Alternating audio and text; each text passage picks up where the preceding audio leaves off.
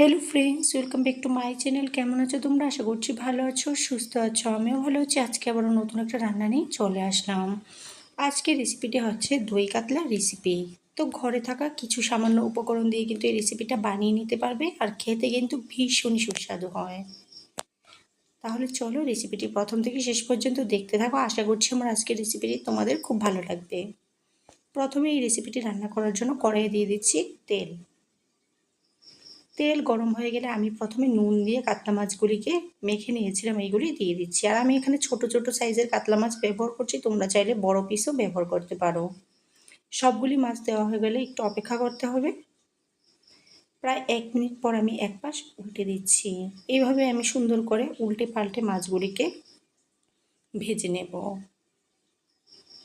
একটু সময় নিয়ে মাছগুলিকে মিডিয়াম ফ্লেমে রেখে এভাবে ভেজে নিতে হবে। এই পর্যায়ে কিন্তু মাছগুলি ভাজা হয়ে গেছে, তো আমি একটা বাটির মধ্যে মাছগুলিকে প্রথমে তুলে নিচ্ছি।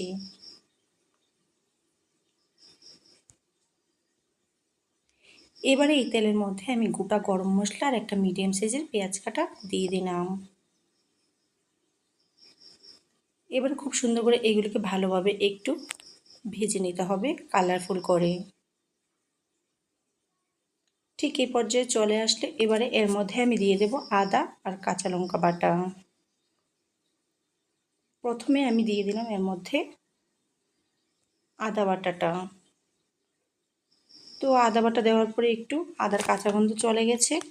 তো এই পর্যায়ে এর মধ্যে দিয়ে দেব 2 চামচ পোস্ত, সাথে 5 থেকে 6টা কাজু বাদাম একই সাথে পেস্ট করে নিয়েছি, এটা আমি দিয়ে দিলাম। তো দেওয়ার পরে হচ্ছে এবার খুব সুন্দর করে এটাকে অল্প একটু সময় কষিয়ে নিতে হবে। কষানোটা হয়ে গেলে আমি এখানে বড় চামচে 2 চামচ পরিমাণ দিয়ে দিলাম টক দই। টক দইটাকে খুব সুন্দর করে ফেটিয়ে নিয়েছি। এরপর দিয়ে দিলাম নুন আর দিয়ে দিচ্ছি 1/2 চামচ পরিমাণ চিনি। এবার খুব সুন্দর করে এটাকে ভালো মতো একটু মিশিয়ে নিয়ে আবারও সুন্দর করে অল্প সময় একটু কষিয়ে নিতে হবে।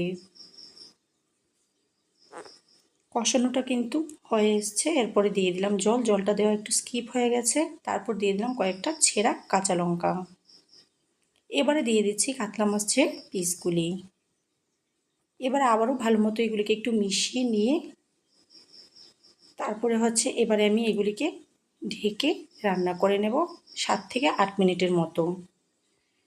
প্রায় 8 মিনিট পর ফিরে আসলাম। দেখো অনেকটাই কিন্তু ঘন হয়ে এসছে, মানে তরকারিটা কিন্তু মোটামুটি হয়ে এসছে। তো এইভাবে আরও 1-2 মিনিট আমি একটু না ঢেকে রান্না করে নেব।